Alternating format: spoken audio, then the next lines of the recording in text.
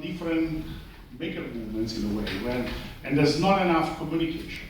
So I think it's very important, this MakerFaire is very important to create a communication between all the makers in the world. Sometimes there are barriers of language, sometimes, people just don't feel too confident about the work they do, and this happens, even in Europe. People are sometimes a bit afraid of showing what they're doing because they feel their projects are not good enough. And then when you look at it, you say, look, this project is really great. We should really talk about it. We should really talk about it around the world.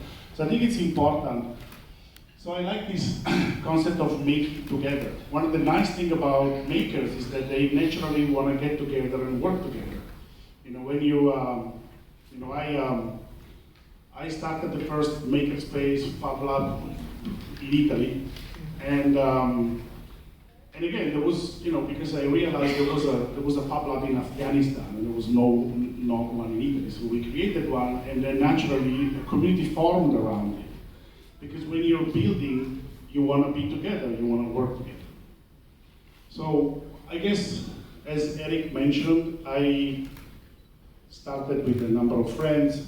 Tom is here in the audience. And so with a group of friends, we started this project called Arduino, which sort of filled a niche that was needed in a way, I guess, when the maker movement was developing, which was essentially the access to being able to build with electronics without really having to go through a whole sort of 5 years degree in electronics.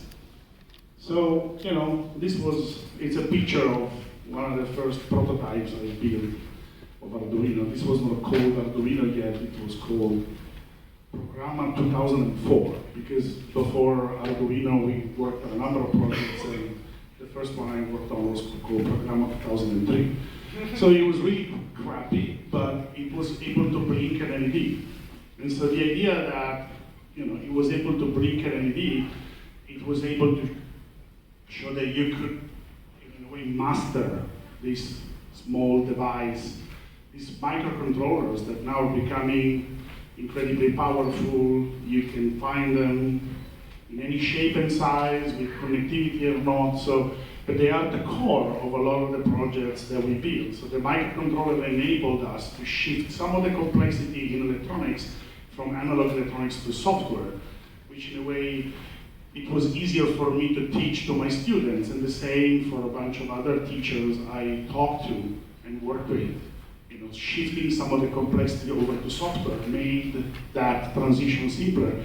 And suddenly this thing that was built for students started to be used by a bunch of people, and it became the tool of choice for people building, in a way, prototypes. It was essentially designed as a prototyping tool. And we have now a big community. Since we started 10 years ago, the community I designed it for was 100 people. The students that were in the school. That was my first target. And then suddenly, we had this thing spread like a virus. When you create this kind of technology, if they're useful to people, you lose control of them. They just go all over the place. So now we have people all over the place building things with Arduino, but when you talk about Arduino, you have to talk about the whole community. People who are building hardware which is compatible with Arduino. Now you can write Arduino code on all sorts of platforms. And I wanted to show you some of the numbers of Arduino.cc, which is kind of the official community of Arduino. I showed this a few weeks ago, but in 1 year we had 60 million visits, 21 million visitors. And when you look at the statistics, it's interesting how there's actually not enough people from China coming to the website in a way. So in a way, I guess that the fact that most of the website is in English is stopping a number of people from participating in the community, and we have to fix that. But still, 60 million people coming, 60 million visits, 21 million people coming at least once, it's quite important. And also, I guess one of the key elements of the Arduino platform, it's the software development environment.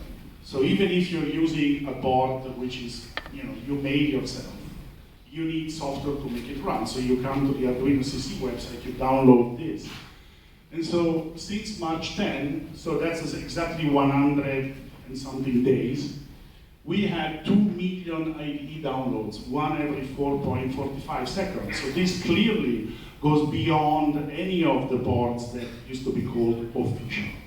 There's like every source of hardware now sits on top of that.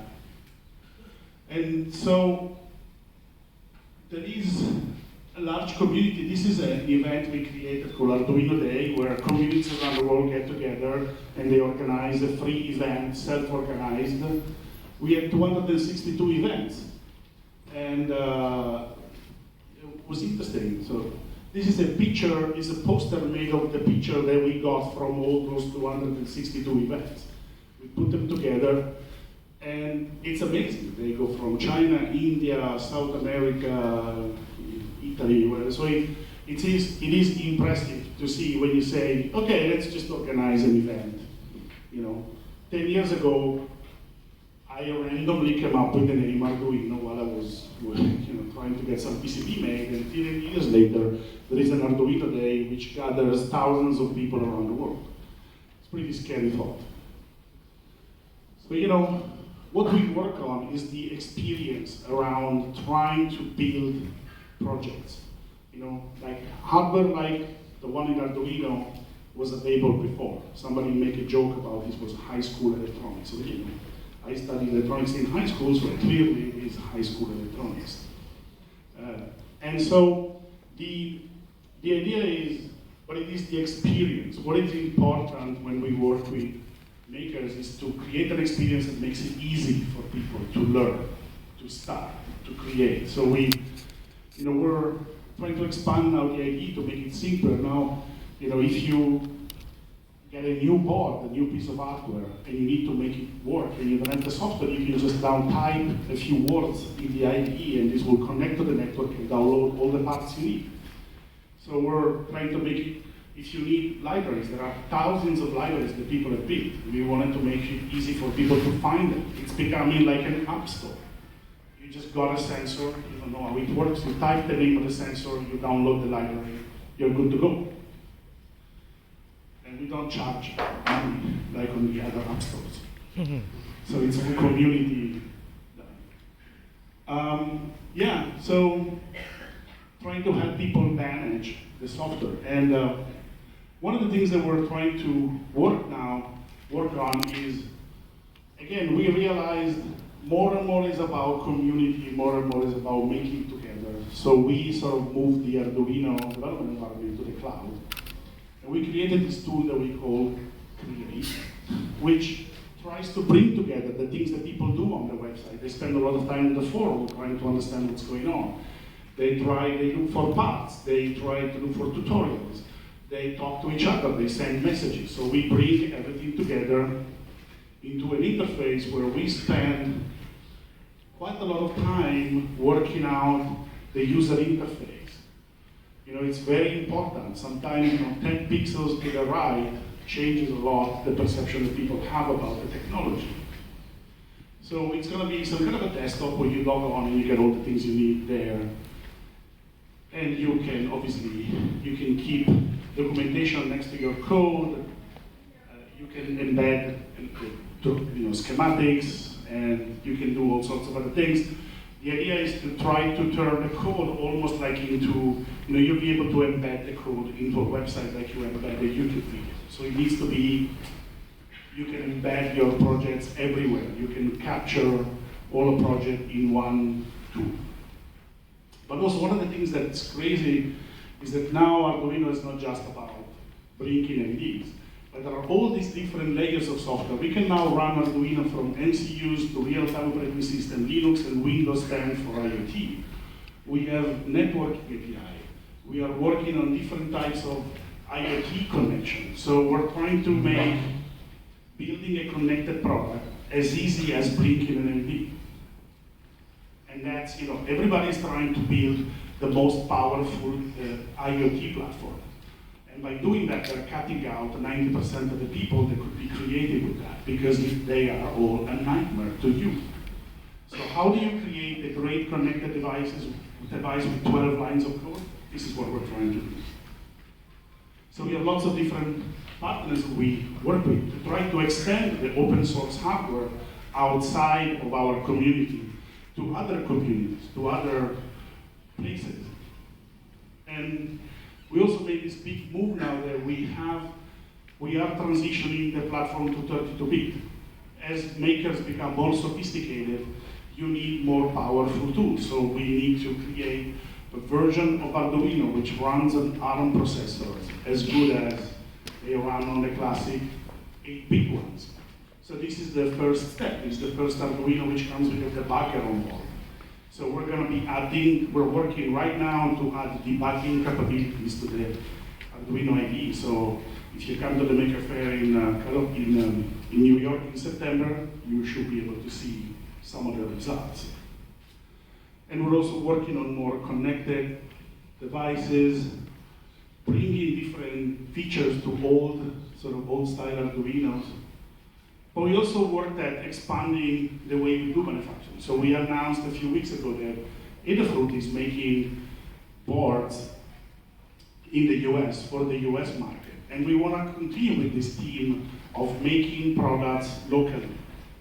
It's interesting to make in the USA for USA, make in Italy for Italy.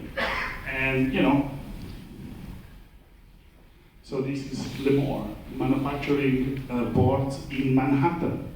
The next door neighbor is doing fashion and she's assembling circuits. So makers are embedding themselves into the least obvious places like Soho, New York. So what about China? So we're in China. So I think the Chinese makers are underrepresented in the worldwide maker community. And we need to work on that. We need to make sure that the Chinese makers are more visible, the projects you do are more present, people talk about what you do. And see, these are some of the events that happen during Arduino Day in China. So, it means that communities know what's going on. They're working, they're getting together. There are books, this is the person who translated my book about Arduino into Chinese. So, there are books in Chinese, there's a lot of knowledge out there. A lot of Chinese makers translated a lot of the things we write in English. They get translated by makers who just want to make it available in Chinese. So today we started a little step. We created the first Chinese forum on the Arduino.cc website. So starting from today, you can actually post questions and get help in Chinese on the Arduino.cc website. It's going to be an interesting challenge for us to manage that, but it is important that you are represented on the most important community. And there's also this other thing that, when you talk about Arduino over here, it's kind of confusing. You never know where the product comes from. This product, which is sort of a low-cost Chinese-made product, says made in Italy on it. And it says official version, but what's official? But also the question is, why write made in Italy? Why not just made in China for China? Why not being proud? Like people say, why not being proud of being Chinese maker? We are moving past this phase. China is moving past. We have to explain to the outside of China that it's no longer about making copies. It's about innovating with China, making in China for China. It's about bringing what you guys are doing out, showing. So we worked on this new brand that it's useful for us so that people can understand that the work that we do as the founders of Arduino has a specific brand that you can recognize in the sea of clones, so that you can understand it relates to us, that we work on it, that we have values that are attached. So we produced this in California a few weeks ago. Genuino in Italian means genuine. And we think it's about the genuine values we have and what we believe in open source hardware. And the first rule of the open source community: be awesome to each other. So we need to start to draw a line between who is awesome to each other and who is an asshole. When you draw that line, you can understand which one is the community and which one is the people who are here just because they want to make money. It's a very simple line. So today, we are happy to announce that we are partnering with the most influential makers in China, Seed Studio, to bring these products to the Chinese market, make it made in Shenzhen for China. So here you can see. When I have the first Genuino board made in Shenzhen, proudly made in China, and with signatures from me, Eric, and Tom on it. So it exists. It's not virtual. And so here it is. I mean, it's a small step. It's a classic product. We've been making it forever. But I think it's important that we start to use that made in China as a different message, as a positive, strong message about the immense capabilities that Shenzhen has to create products, to invent. And also one thing that we dropped, if you notice, this is no longer an open source prototyping platform. It's gone. Arduino has stopped being just for prototypes ages ago. It's an open source electronics platform. You build products with it. People have built companies. People come to me and say, I make a living by designing Arduino stuff, by making products that are part of the community. So, it's important. So we are launching it today. So today at 12, you can come to the Genuino booth, and I'm going to be there with Tom and Eric. And we have a pre-order, and you can order it at a price which we think is going to make the product very appealing for the Chinese makers. So, so the Genuino is going to be at 39 RMB as an introductory price. Then when we go into full production, after the pre-order, it's going to be more priced in a different way. But we want to introduce it and make it available. So we have the Mega at 99 and the Micro at 29. So we're going to try to make it priced correctly for the combination of cheap because it's made here, but also not ridiculously cheap because you have to support the people who are actually supporting, fixing, debugging, working, strike a good balance between convenient and supportive of the community. So if you show up at 12, you can start pre-ordering this. And the first people that will pre-order this thing will also be part of a small meetup we are organizing tomorrow morning. So if you come over and you sign up, the first 50 people that sign up can come to this meetup we're going to have tomorrow in a cafe nearby so that we can get to know each other. And that's been amazing. I'm very proud that we have partnered with Eric and Seed Studio. They're an important representative of how you do making in China. You're proudly made in China and contributing to the rest of the maker community. The last thing I want to say before I stop is I'm one of the organizers of MakerFaire Rome, and we have another MakerFaire coming in October. If you want to come over and show off what you're doing, come over to Rome. It was interesting because in 2013, Eric showed up with Seed Studio in Rome, and everybody was very fascinated about seeing Chinese makers in Rome. And then I was looking at this incredible scene, and they took pictures of everything, and then a few weeks later I was at the MakerSpace here in Shenzhen, and they were showing all the pictures and explaining everything they saw. This kind of ambassadorship is very important. So we're looking for ambassadors that can bring the way of making we feel, this kind of passion for making that we have through China and the rest of the world. Thank you.